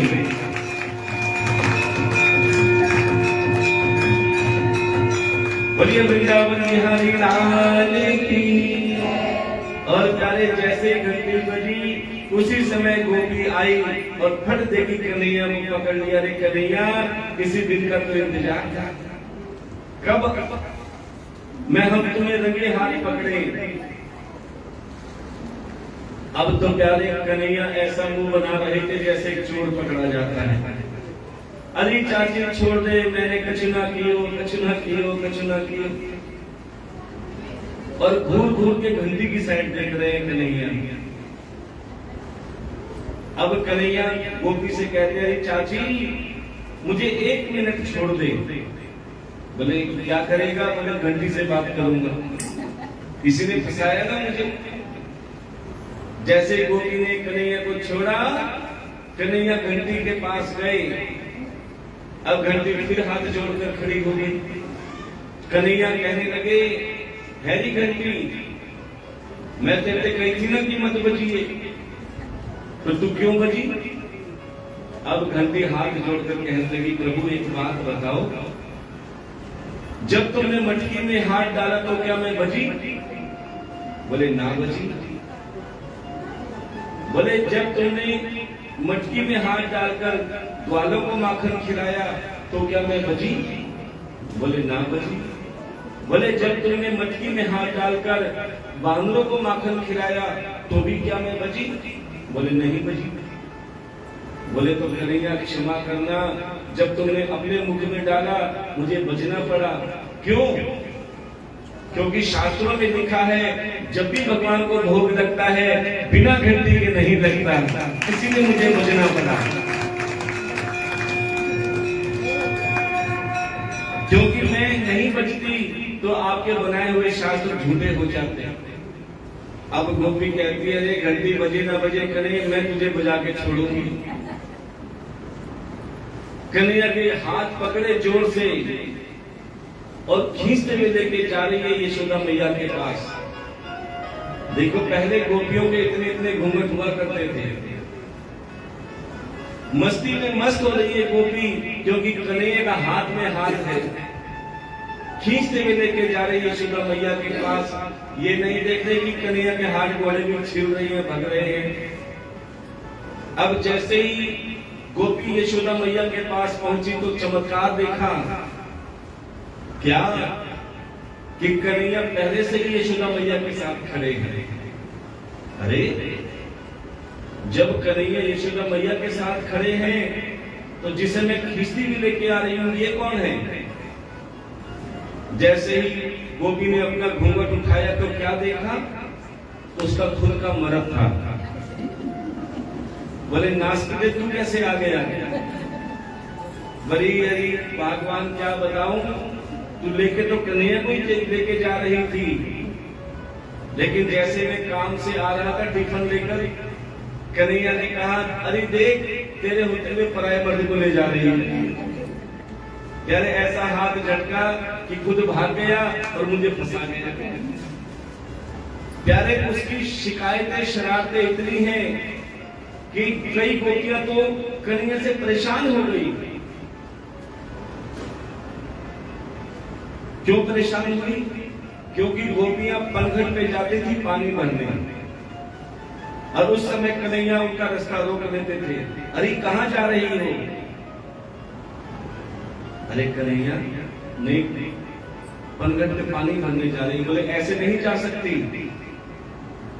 बोले क्या, कैसे जाएंगे? बोले पहले मुझे टैक्स देना पड़ेगा। बोले टैक्स तो नंद बाबा लेते हैं, तुम्हें कौन सा टैक्स चाहिए? बोले मुझे माखन दे दो, मुझे माखन खिला दो, मुझे माखन ही प्यारा लगता है। देखो गोपियां कन्हैया से बहुत प्रेम करती थी, इसीलिए उससे बार बार छेड़ती थी, लड़ाई करती थी। बोले अगर हम माखन ना दे तो? बोले तुम पानी भर के दिखाओ। जैसे गोपियां पनघट पे पानी भर के आती थी, सिर पे मटकी रख के, कन्हैया गुलेल लेके तैयार रहते थे। जैसे गोपियां आती थी, कन्हैया जोर से गुलेल मारते थे, कारे मटकी धड़ाम से फूट जाती थी। अब मटकी जरूर फूटती थी, लेकिन गोपियां प्रसन्न होती थी कि आज कन्हैया ने हमारी मटकी नहीं, हमारा अभिमान तोड़ा है। लेकिन प्यारे रोज रोज मटकियां फूटेंगी तो कौन सी सासू मां खुश होगी? पंजाबियों में एक कहावत है, पंजाबी आती है किसी को? चलो थोड़ी बहुत हम बता देते हैं। 4 अक्षर होते हैं, पंजाबी सीख जाओगे क्या?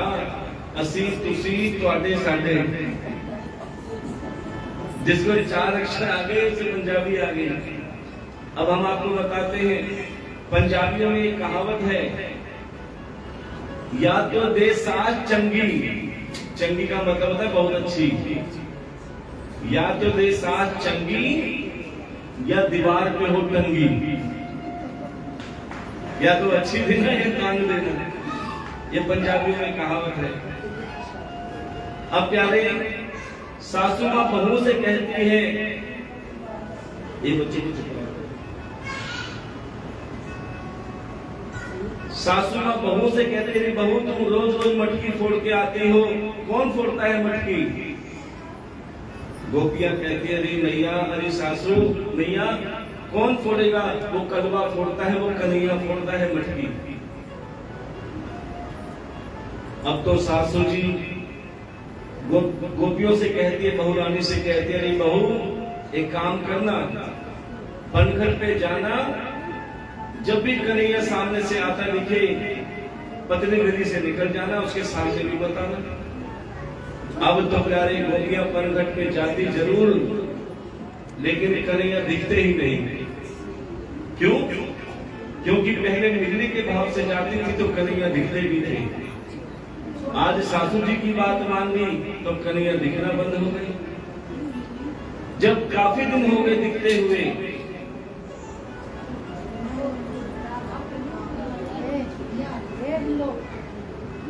तो प्यारे आपस में गोपियां बात कर रही हैं, अरे बहन कितने दिन हो गए कन्हैया के दर्शन नहीं हुए, कितने दिन हो गए कन्हैया से मिले हुए। इतने में उन्हीं गोपियों के बीच में एक समझदार महिला थी।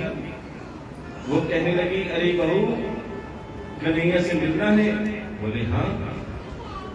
जो कहूंगी वो मानोगी? बोले हम सब कुछ करेंगे, एक बार कन्हैया के दर्शन करा दो।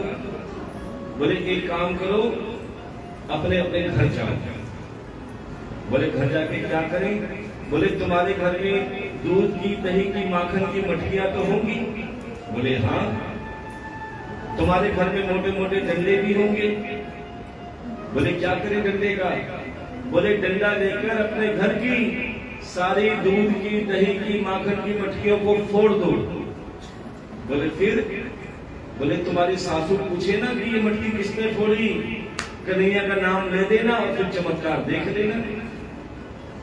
अब तो सारी बहुएं, सारी गोपियां अपने अपने घर गई, मोटा सा डंडा दिया और घर में जितनी भी दूध की, दही की, माखन की मटकियां थी, एक एक करके सबको फोड़ डाला और मुस्कुरा रही है। देख लो, अपने घर का नुकसान करके गोपियां मुस्कुरा रही है। तुम्हारे में हिम्मत है अपने घर का नुकसान करके मुस्कुराने की? कोई तुमसे कहे घर का एलबी तोड़ दो, भगवान मिल जाएंगे। बोले भगवान मिले ना मिले, पतिदेव कूद डालेंगे।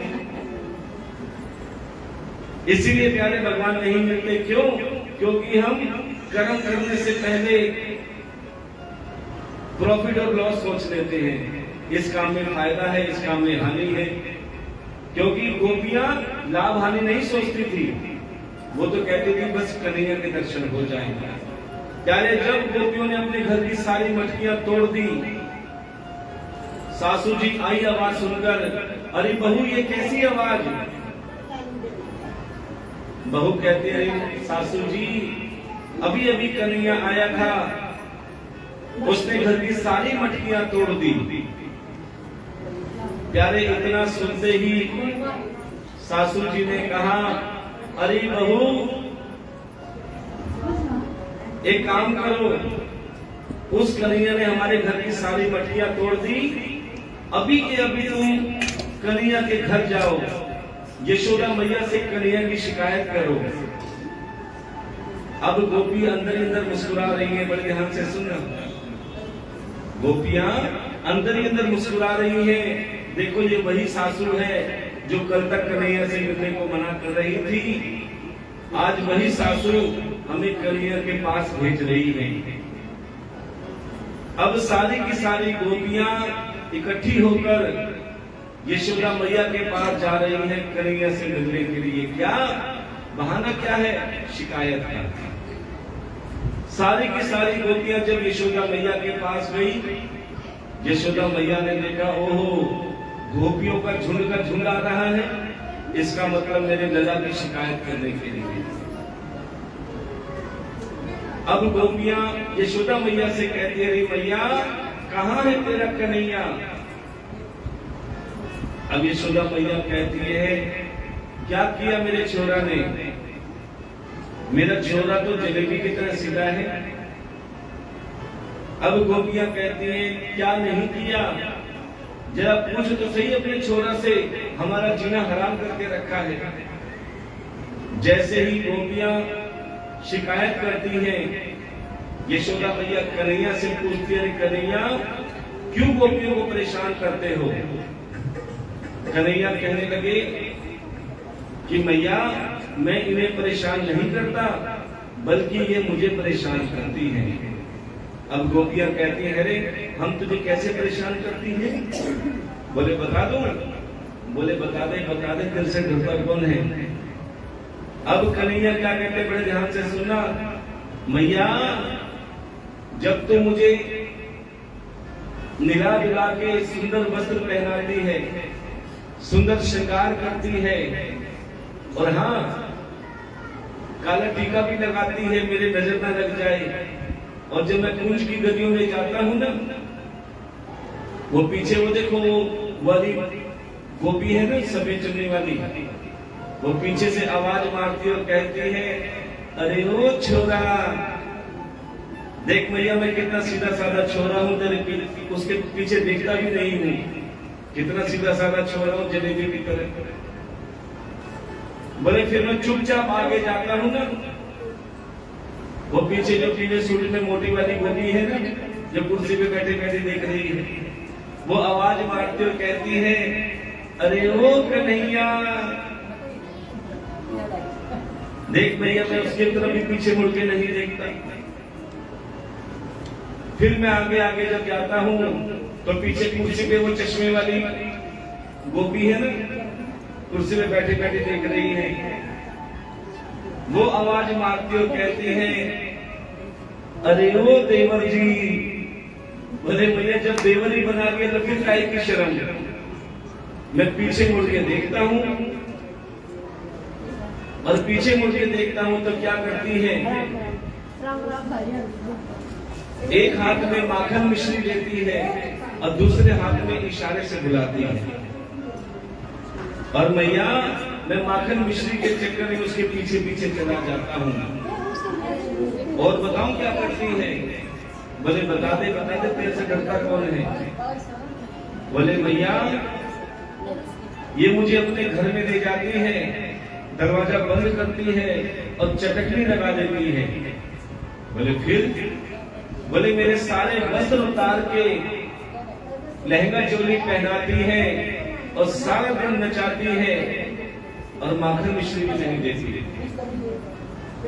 अब तो सारी गोपियां यशोदा मैया से कहती रही, मैया तू अपने छोरा की तो बात मानेगी क्योंकि वो तेरे अपनों है, हम तेरी अपनी थोड़ा है, हमारी थोड़ा सुनेगी। अब तो यशोदा मैया कहती है, अरे गोपियों तुम भी जरा इसकी शिकायत बता दो, क्या करता है ये। अब गोपियां कन्हैया की शिकायत कर रही हो, क्या कहती है? गोपियां शिकायत कर रही है कन्हैया की, जरा प्रेम से तालियों के साथ गोपी बनकर बोलेंगे, क्या कहेंगे? अपने लाला की सुन लो शिकायत, अपने लाला की सुन लो शिकायत, जो बताने के काबिल नहीं है, जो बताने के काबिल नहीं है।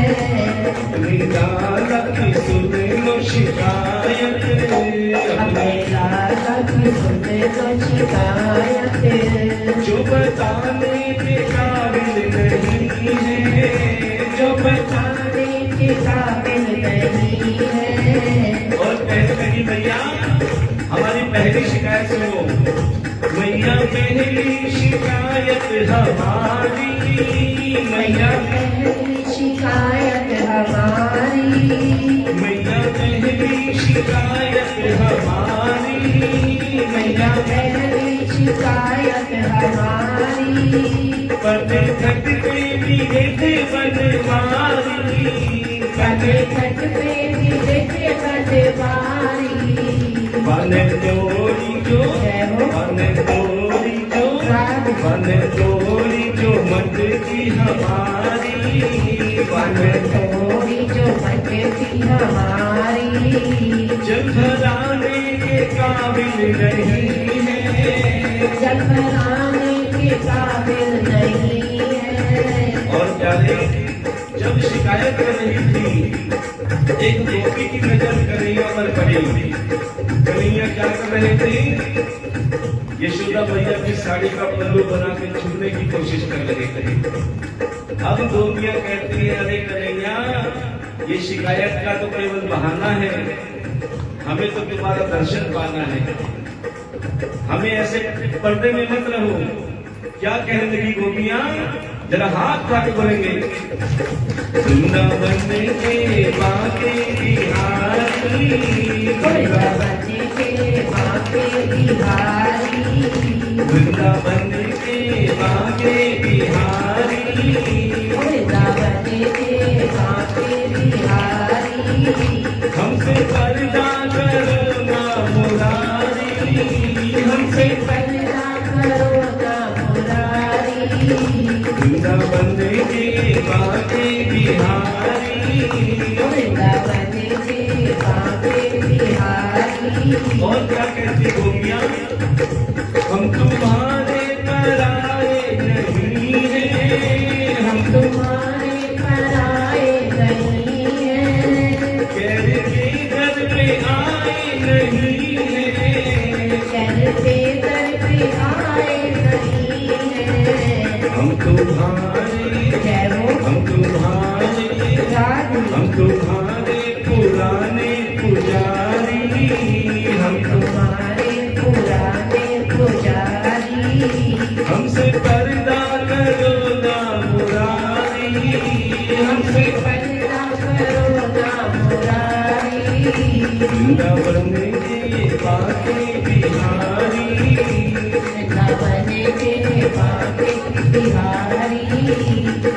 पर्दा करो ना मुरारी, हमसे पर्दा करो ना मुरारी, हमसे पर्दा करो ना मुरारी।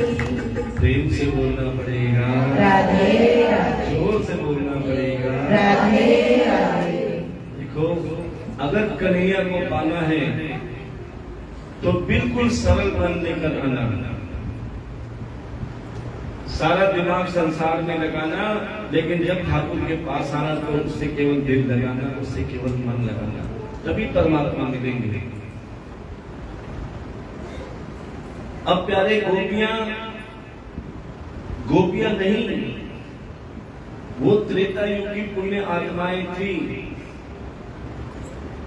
जिन्होंने श्री राम जी से कहा था कि हे प्रभु, हमें आपको स्पर्श करना है, हमें आपके साथ महारास रचना है, हमें आपका साथ पाना है।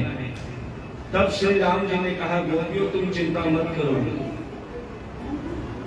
मैं द्वापर में श्री कृष्ण बन के आऊंगा और तुम्हारे साथ रास रचूंगा। और प्यारे, ये महारास भागवत कथा का हृदय है, ये भागवत कथा का दिल है।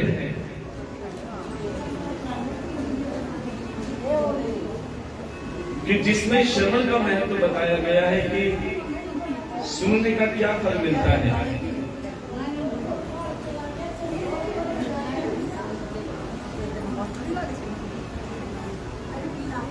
अब प्यारे, हम सब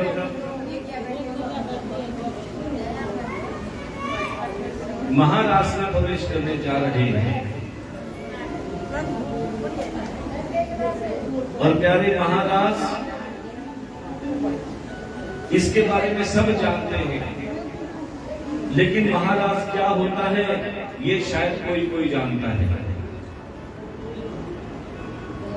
तो सज्जनों, आपको बता दें कि महारास में लोगों ने तरह तरह की बातें भी बना रखी हैं कि महारास में कन्हैया ने गोपियों के साथ ऐसा किया होगा, वैसा किया होगा। तो सज्जनों, आपको बताएं कि जब कन्हैया ने गोवर्धन पर्वत उठाया था, उस समय कन्हैया की उम्र केवल 5 वर्ष की थी, और जब महारास रचा उस समय कन्हैया की उम्र केवल 7 वर्ष की थी। कितनी? 7 वर्ष। और प्यारे, महारास में कन्हैया ने गोपियों के मन से काम भाव को दूर कर दिया था। तो फिर भी आपको बताते हैं कि महारास क्या है। कि महारास एक प्रेम गाथा है। गाथा का मतलब कथा है। ये महारास एक प्रेम कथा है, लेकिन प्रेम क्या होता है कोई नहीं जानता। आजकल प्रेम किसको समझते हैं? ध्यान देना, आजकल प्रेम मतलब को समझा जाता है, आजकल प्रेम स्वार्थ को समझा जाता है। जिससे मतलब होगा उससे प्रेम करेंगे, जिसे स्वार्थ होगा उससे प्रेम करेंगे। और तो और कोई भाई बहन भी अगर बाइक पे जा रहे होंगे, पता है ना आपको आज का समय कैसा है, कोई भाई बहन भी अगर बाइक पे जा रहे होंगे, दुनिया उस पर भी उंगली उठा देगी। क्या भाई बहन में प्रेम नहीं होता? क्या माँ बेटे में प्रेम नहीं होता? क्या पिता और पुत्र में प्रेम नहीं होता? फिर प्रेम का मतलब क्यों गलत निकाला जाता है? क्योंकि आज कलयुग में केवल वासना को प्रेम समझा जाता है।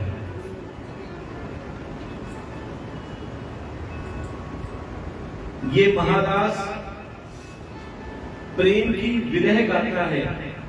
विरह का मतलब जिससे तुम बहुत प्रेम करते हो, अचानक वो तुम्हें छोड़ के चला जाए तो दिल पर क्या बीतती होगी।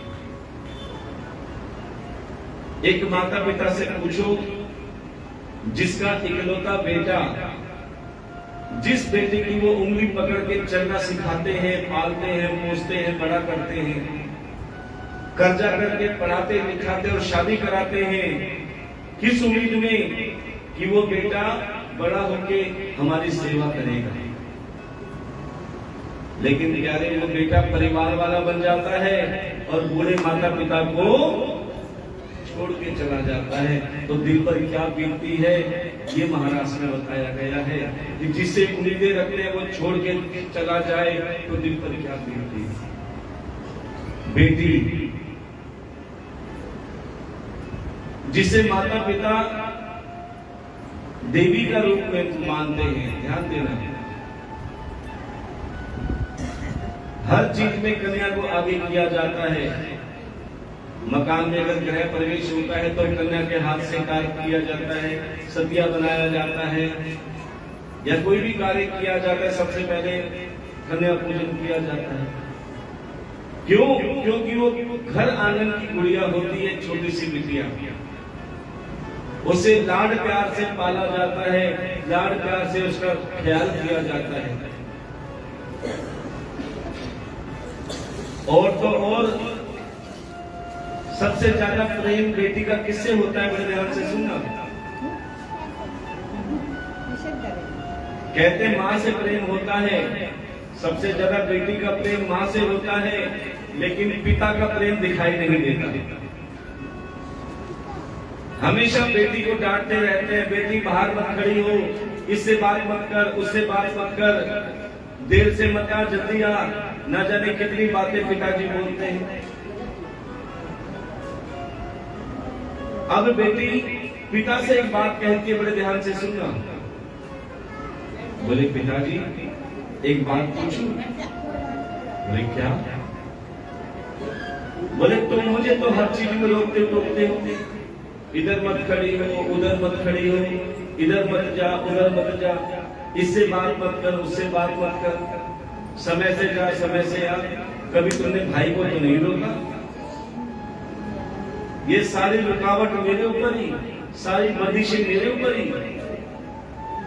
अब पिताजी बेटी से क्या कहते हैं? बड़े ध्यान से सुनना।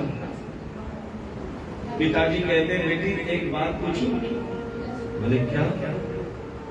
बोले तूने लोहे की दुकान देखी है जहाँ सरिये मिलते हैं? आपने भी देखी होगी, जहाँ पे ये लोहे के सरिये वगैरह मिलते हैं। बोले हाँ पिताजी देखी है। बोले सरिये कहाँ रहते हैं लोहे के? बोले बाहर पड़े रहते हैं, ऐसे धूप में, आंधी में, बारिश में ऐसे पड़े रहते हैं। फिर पिताजी ने बेटी से कहा बेटी तूने सुनार की दुकान देखी है? बोले हाँ पिताजी। बोले उसका सोना चांदी हीरे मोती कहाँ रहते हैं? बोले तिजोरी में। वो कभी बाहर रखता है? वो हर किसी को दिखाता है? बोले नहीं। बोले तो बेटे लोहे के सरिये हैं, बाहर भी रहे तो कोई फर्क नहीं पड़ता, लेकिन बेटियां एक पिता के लिए, एक माँ के लिए प्यारे सोने चांदी हीरे मोती से कम नहीं होते। इसीलिए उसे संभाल के रखा जाता है प्यारे, वो इज्जत बाहर ना जाए। चाहे बाहर से पिताजी कितना ही डांटते हो, लेकिन प्यारे हमेशा अंदर से बेटी से प्रेम रहता है। और हर माता पिता चाहते हैं बड़ी होकर बेटी को अच्छा वर मिले, अच्छा घर मिले, जिससे सामर्थ्य से ज्यादा अपनी बेटी के लिए व्यवस्था बनाने में लगे रहते हैं, चाहे कर्जा करना पड़े, चाहे ब्याज के देना पड़े। पूरी जिंदगी एक माँ अपनी बेटी को डांट भी देती है ना, तो पिताजी कहते हैं मेरी डांटो को मत डांट, इसका जो मन करे करने दे। 8 बजे उठे, 9 बजे उठे, 10 बजे उठे, चुपचाप सोने दे। क्यों? जो मन करे खाने दे, जो मन करे पहनने दे। इसे पीयर में खूब छूट मिलनी चाहिए, ना जाने ससुराल कैसा मिलेगा। ध्यान देना कि बेटी को लाड प्यार इसलिए किया जाता है कि बेटी जो तेरा मन करे कर ले, क्योंकि ससुराल कुछ पता नहीं। ये किस्मत का फेर है प्यारे, लाखों रुपए लगाने के बाद भी बेटी दुखी रहती है। क्यों? किस्मत आगे पहुंच जाती है। बेटी को खूब प्यार करते हैं पीहर में, लेकिन प्यारे सच बताएं आज तक बेटी को नहीं पता कि उसका अपना घर कौन सा है। क्योंकि पिता कितने ही प्रेम करे लेकिन बार बार ताने तो मार ही देता है कि इसे मत डांट, ये पराया धन है, ये पराए घर जाएगी। बेटी जब तक रहती है पीहर में सुनती है पराया धन है, पराए घर जाएगी, और प्यारे जब ससुराल चली जाती है तो वहां सुनने को क्या मिला जाता है, पराए घर से आई है। उसे पता ही नहीं कि आज तक मेरा अपना घर कौन सा है। प्यारे माता पिता खूब तैयारी करते हैं बेटी के विवाह की, अच्छा वर ढूंढते हैं, अच्छा घर ढूंढते हैं, कर्जा करके पूरी व्यवस्था बनाते हैं, पूरी बारात आती है, खाती है, पीती है, नाचती है, फोटो सेशन भी होता है, आधे से ज्यादा जने चले जाते हैं और कुछ घर वाले रिश्तेदार रह जाते हैं, और एक समय ऐसा आता है जो सबकी आंखों में आंसू आ जाते हैं। और वो समय कौन सा होता है, कौन सा होता है, विदाई का। उस समय हर एक की आंखों में आंसू आता है। क्यों? क्योंकि छोटी सी लाडो को, छोटी सी गुड़िया को अपनी आंखों के सामने पलते बढ़ते खेलते देखा। आज वो लाडो घर की गुड़िया हम सबको छोड़कर जा रही है। पिता चौखट पे रो रहे हैं, माँ एक कोने में रो रही है, भाई एक कोने में रो रहा है। ऐसा कोई नहीं जिसकी आंखों में आंसू ना हो। विदा होते समय बेटी सबको देख रही है और प्यारे सबसे गले मिल रही है, लेकिन जैसे माँ से गले मिलने जाती है, माँ को शिकायत भरी नजरों से देखती है, माँ तूने मेरे साथ अच्छा नहीं किया। माँ कहती है